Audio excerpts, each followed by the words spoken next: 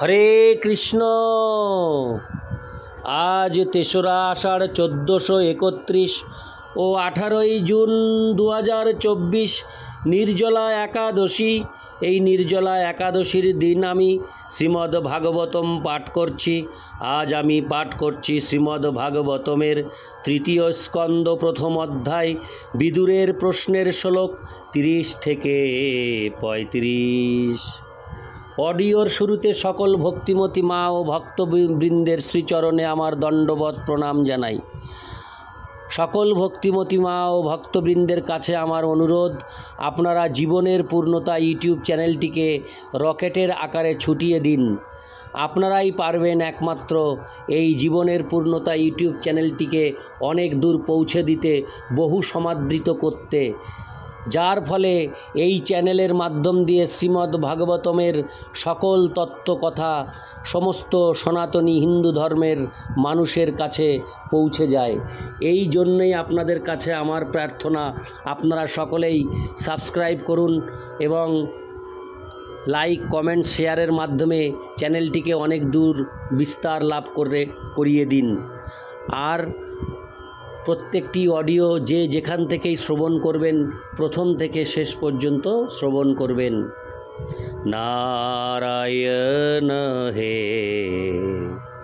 নারায়ণ ভবভয়হরণম নারায়ণ লক্ষ্মীকান্তম কমলনয়নম মঙ্গলচরণম নারায়ণ। শ্লোক ৩০। কচ্চিদ্দরে সৌম্য সুত সুদৃক্ষ আস্তে হগ্রনিরথিনাং সাধু সন্ন অসূত জং জাহ্নবতী ব্রত্তাঢ্যা দেবং। হরে কৃষ্ণ। জাম্ববতী ব্রত্তাঢ্যা দেবং গুহং জহম্মি কয়া ধৃত হগ্রে। অনুবাদ: হে সৌম্য, শাম্ব ভালো আছে তো? তার রূপ ঠিক শ্রীকৃষ্ণের মতো। পূর্বজন্মে শিবপত্নী অম্বিকার গর্ভে কার্তিকেয় রূপে তার জন্ম হয়েছিল এবং এখন এই জন্মে কৃষ্ণ মহিষী জাম্ববতী অনেক ব্রত অনুষ্ঠানের ফলে তাকে তার পুত্ররূপে লাভ করেছেন। তাৎপর্য: শ্রীকৃষ্ণের গুণাবতার শিব ভগবানের অংশ। তার থেকে জন্মগ্রহণ করেছেন যে কার্তিকেয়, তিনি শ্রীকৃষ্ণের অন্য আর এক পুত্র প্রদ্যুম্নের সমকক্ষ। শ্রীকৃষ্ণ যখন এই জড়জগতে অবতরণ করেন, তখন তার সমস্ত অংশরাও তার বিভিন্ন কার্যকলাপ প্রদর্শন করার জন্য তার সঙ্গে অবতীর্ণ হন। কিন্তু বৃন্দাবন লীলার জন্য সমস্ত কার্যকলাপ অনুষ্ঠিত হয় ভগবানের বিভিন্ন সাংস বিস্তারের দ্বারা। বাসুদেব হচ্ছেন নারায়ণের অংশ। ভগবান যখন বাসুদেব রূপে দেবকী ও বসুদেবের সম্মুখে আবির্ভূত হয়েছিলেন, তখন তা ছিল তার নারায়ণ রূপ। তেমনি প্রদ্যুম্ন, শাম্ব, উদ্ভব আদি স্বর্গের বিভিন্ন দেবতারা ভগবানের পার্ষদ রূপে আবির্ভূত হয়েছিলেন। এখানে আমরা জানতে পারছি যে কামদেব প্রদ্যুম্ন রূপে, কার্তিকেয় শাম্ব রূপে এবং একজন বসু উদ্ভব রূপে আবির্ভূত হয়েছিলেন। তারা সকলেই ভগবানের লীলা পুষ্টির জন্য বিভিন্ন ভূমিকা অবলম্বন করেছিলেন। ইতি শ্লোক ৩০। শ্লোক ৩১। ক্ষেমং স কচ্চিদ যুযুধান আস্তে য ফাল্গুনাল্লব্ধ ধনুরহস্য লোভে হঞ্জ সাধক্ষ যশেব ঐব গতিং তদিয়াং জ্যোতি বিদুরা পাপম। অনুবাদ: হে উদ্ভব, যুযুধান কুশলে আছেন তো? তিনি অর্জুনের কাছে ধনুর্বিদ্যার রহস্য শিক্ষা করেন এবং তিনি ভগবান শ্রীকৃষ্ণের সেবা করে সন্ন্যাসীদেরও দুর্লভ চিন্ময় পদ লাভ করেন। তাৎপর্য: পরম গতি হচ্ছে ইন্দ্রিয়ের অতীত হওয়ার ফলে অধক্ষজ নামে পরিচিত পরমেশ্বর ভগবানের পার্শ্বদত্ত লাভ করা। বিশ্বের সন্ন্যাসীরা সমস্ত জাগতিক সম্পর্ক যথা পরিবার, স্ত্রী, সন্তান, সন্ততি, বন্ধু বান্ধব, গৃহ, সম্পদ সব কিছু পরিত্যাগ করে ব্রহ্মানন্দ লাভ করেন। অধক্ষজের আনন্দ ব্রহ্মানন্দেরও অতীত। জ্ঞানীরা পরম সত্য সম্বন্ধে দার্শনিক জল্পনা কল্পনার মাধ্যমে এক প্রকার চিন্ময় আনন্দ উপভোগ করেন, কিন্তু ব্রহ্ম তার নিত্য শাশ্বত পরমেশ্বর ভগবান স্বরূপে যে আনন্দ আস্বাদন করেন তা সেই আনন্দের অতীত। জড় জগতের বন্ধন থেকে মুক্ত হওয়ার পর জীব ব্রহ্মানন্দ আস্বাদন করে,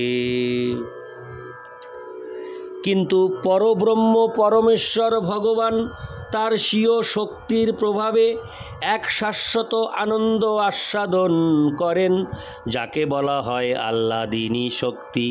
বহিরঙ্গা প্রকৃতিকে অস্বীকারী ব্রহ্মবাদী জ্ঞানীরা ব্রহ্মের আহ্লাদিনী শক্তি সম্বন্ধে অবগত নন। সর্বশক্তিমানের বহু শক্তির মধ্যে অন্তরঙ্গা শক্তির তিনটি রূপ হচ্ছে সম্বিত, সন্ধিনী ও আহ্লাদিনী। যোগী ও জ্ঞানীরা কঠোরভাবে যম, নিয়ম, আসন, প্রাণায়াম, ধ্যান ও ধারণা ইত্যাদির অনুশীলন করা সত্ত্বেও ভগবানের অন্তরঙ্গা শক্তিতে প্রবেশ করতে পারে না, কিন্তু ভগবানের ভক্তরা তাদের ভক্তির প্রভাবে অনায়াসে এই অন্তরঙ্গা শক্তিকে উপলব্ধি করতে পারেন। যুযুধান সেই স্তর প্রাপ্ত হয়েছিলেন ঠিক যেভাবে তিনি অর্জুনের কাছ থেকে ধনুর্বিদ্যার রহস্য লাভ করেছিলেন। তার ফলে জাগতিক এবং পারমার্থিক উভয় পরিপ্রেক্ষিতেই তার জীবন সম্পূর্ণরূপে সার্থক হয়েছিল। ভগবদ্ ভক্তির এটি হচ্ছে পন্থা। ইতি শ্লোক 31, শ্লোক 32। কচ্চিদ বুধ সস্তনমিব আস্তে সফল্কপুত্র ভগবৎ প্রপন্ন য কৃষ্ণ পদাঙ্কিত মার্গ পাংশুষ্যচেষ্টত প্রেম বিভিন্ন ধৈর্য। অনুবাদ: সফল্কনন্দন অক্রূর ভালো আছেন তো? তিনি নিষ্পাপ এবং পরমেশ্বর ভগবানের শরণাগত। এক সময় তিনি পথের মধ্যে শ্রীকৃষ্ণের পদচিহ্ন দর্শন করে অপ্রাকৃত প্রেমানন্দে ধৈর্যহারা হয়ে সেই পথের ধুলোয় লুটিয়ে পড়েছিলেন। তাৎপর্য: অক্রূর যখন শ্রীকৃষ্ণের অন্বেষণে বৃন্দাবনে এসেছিলেন তখন তিনি নন্দগ্রামের পথে শ্রীকৃষ্ণের পদচিহ্ন দর্শন করে অপ্রাকৃত প্রেমে আত্মহারা হয়ে সেখানেই লুটিয়ে পড়েছিলেন। শ্রীকৃষ্ণের চিন্তায় সর্বক্ষণ মগ্ন ভক্তের পক্ষেই এই প্রকার দিব্যভাব অনুভব করা সম্ভব। ভগবানের এই প্রকার শুদ্ধ ভক্ত স্বাভাবিকভাবে নিষ্পাপ, কেননা তিনি সর্বদাই পরম পবিত্র পরমেশ্বর ভগবানের সঙ্গ করছেন। নিরন্তর ভগবানের চিন্তা জড়গুণের প্রভাব থেকে উৎপন্ন সংক্রমণের নিরাময়কারী ঔষধ। হরে কৃষ্ণ, হরে কৃষ্ণ। অসাধারণ মেডিসিন পেয়ে গেলাম। ভক্তবৃন্দ, ভক্তিমতী মায়েদের উদ্দেশ্যে আমি এই লাইনটি আরেকবার পড়ছি, আপনারা শুনুন, শ্রবণ করুন। নিরন্তর ভগবানের চিন্তা জড় গুণের প্রভাব থেকে উৎপন্ন সংক্রমণের নিরাময়কারী ঔষধ। আমি লাইনটি আরও আরেকবার পাঠ করছি। নিরন্তর ভগবানের চিন্তা জড় গুণের প্রভাব থেকে উৎপন্ন সংক্রমণের নিরাময়কারী ঔষধ। ভগবানের শুদ্ধ ভক্তেরা সর্বদা ভগবানের চিন্তায় মগ্ন থেকে তার সঙ্গ লাভ করেন। তবুও স্থান ও কালের বিশেষ পরিপ্রেক্ষিতে সেই চিন্ময় আবেগ বিভিন্ন রূপ নেয় এবং তা ভক্তের মনের ধৈর্য ভঙ্গ করে। শ্রী চৈতন্য মহাপ্রভু দিব্য প্রেমের উন্মাদনার এক অপূর্ব দৃষ্টান্ত প্রদর্শন করে গেছেন, যা আমরা হৃদয়ঙ্গম করতে পারি ভগবানের এই অবতারের জীবন চরিত থেকে। ইতি শ্লোক 32। শ্লোক 33। কচ্চিচ্ছিবং দেবকো ভোজপুত্রা বিষ্ণু প্রজায়া ইব দেব মাতু যা বৈ সগর্ভেণ দধার দেবং ত্রয়ী যথা যজ্ঞবিতা নমর্থম। অনুবাদ: বেদ যেমন যজ্ঞ বিস্তার রূপ অর্থকে প্রকাশ করেন, তেমনি দেবক ভোজরাজের কন্যা দেবকী দেবমাতা অদিতির মতো পরমেশ্বর ভগবানকে তার গর্ভে ধারণ করেছিলেন। তিনি দেবকী ভালো আছেন তো? তাৎপর্য: বেদ চিন্ময় জ্ঞান ও পারমার্থিক সম্পদে পূর্ণ, তেমনি শ্রীকৃষ্ণের মাতা দেবকী বেদের অর্থের মূর্তিমান প্রকাশের মতো পরমেশ্বর ভগবানকে তার গর্ভে ধারণ করেছিলেন। বেদ ও ভগবানের মধ্যে কোনো পার্থক্য নেই। বেদের লক্ষ্য হচ্ছে ভগবানকে জানা এবং ভগবান হচ্ছেন মূর্তিমান বেদ। দেবকীকে অর্থপূর্ণ বেদের সঙ্গে তুলনা করা হয়েছে এবং ভগবানকে তার মূর্তিমান উদ্দেশ্যের সঙ্গে তুলনা করা হয়েছে। ইতি শ্লোক 33। শ্লোক 34। অপিসিদাস্তে ভগবান শুকংব যশাত্ততাং কামদুঘো নিরুদ্ধ জমামনন্তি স্ম হি শব্দজনিং মনোময়ং সত্যতুরীয় তত্ত্বম। অনুবাদ: অনিরুদ্ধ কুশলে আছেন তো? তিনি সমস্ত শুদ্ধ ভক্তদের সমস্ত বাসনা পূরণকারী এবং অতীতকাল থেকেই তাকে ঋগ্বেদের প্রবর্তক বলে বিবেচনা করা হয়। তিনি মনের প্রবর্তক এবং বিষ্ণুর চতুর্থ বুহ। তাৎপর্য: বলরামের মূল প্রকাশ আদি চতুর্ভুজ হচ্ছেন বাসুদেব, শঙ্কর্ষণ, প্রদ্যুম্ন ও অনিরুদ্ধ। তারা সকলেই বিষ্ণু তত্ত্ব বা পরমেশ্বর ভগবান থেকে অভিন্ন। শ্রীরামচন্দ্রের অবতারে এরা সকলে বিশেষ ধরনের লীলা করার জন্য বিভিন্ন রূপে আবির্ভূত হয়েছিলেন। শ্রীরামচন্দ্র হচ্ছেন মূল বাসুদেব এবং তার ভাইয়েরা হচ্ছেন শঙ্কর্ষণ, প্রদ্যুম্ন ও অনিরুদ্ধ। অনিরুদ্ধ হচ্ছেন মহাবিষ্ণুরও উৎস, যার নিঃশ্বাস থেকে ঋগ্বেদ আবির্ভূত হয়েছিল। সেই সমস্ত তত্ত্ব অত্যন্ত সুন্দরভাবে মার্কণ্ডেয় পুরাণে বর্ণিত হয়েছে। শ্রীকৃষ্ণ অবতারে অনিরুদ্ধ ভগবানের পুত্ররূপে আবির্ভূত হয়েছিলেন। দ্বারকায় শ্রীকৃষ্ণ হচ্ছেন আদি চতুর্ভুহস্থ বাসুদেব।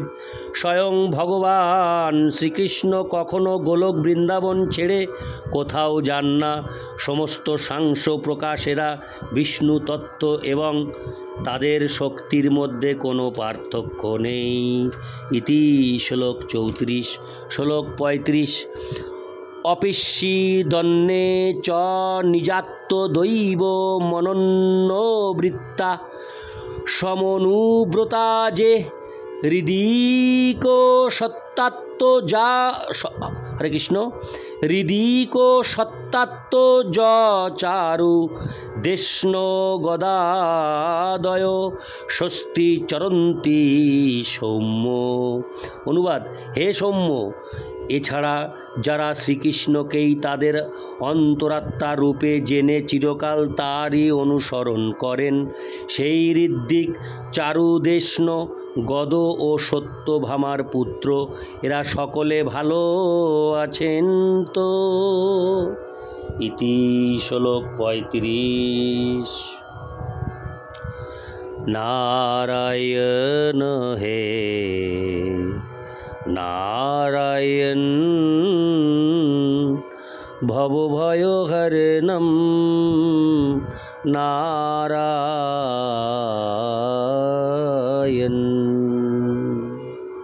জয় রাধেশ্যাম।